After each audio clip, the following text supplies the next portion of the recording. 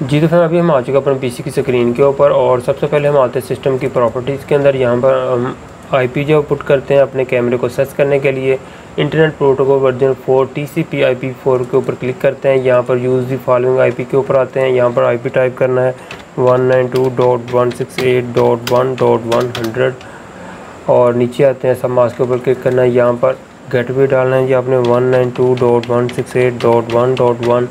उसके बाद यहाँ पर आपने इसको ओके कर देना, फिर इसको ओके कर दें, यहाँ से क्लोज़ कर दें। क्रोम को ओपन करते हैं, यहाँ पर आईपी टाइप करना है 192.168.1.109। ये मेरे कैमरे का आईपी था। अभी मैंने इसको ओपन किया है। यहाँ पर हम पासवर्ड जब पुट करते हैं जो ऑलरेडी इस कैमरे का पासवर्ड है। ये लें जी, कैमरा हमारा ओपन हो चुका है जी।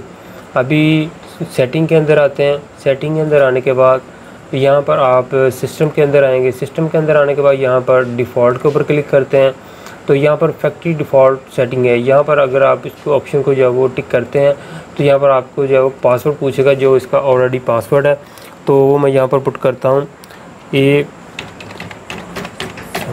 इसके बाद आप इसको जो है वो सेव के ऊपर क्लिक कर देते हैं तो थोड़ी ही देर के बाद आपका कैमरा जो रीसेट हो जाएगा।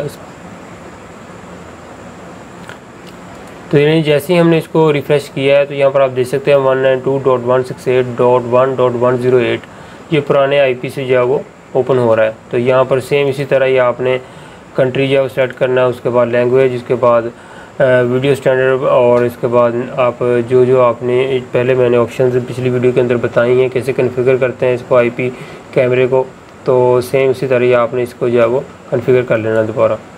तो फ्रेंड्स आज हमने आपको बताया कि आप किस तरह जो है वो कैमरे को ओपन करके जो है वो इसका पासवर्ड जो है वो रीसेट कर सकते हैं।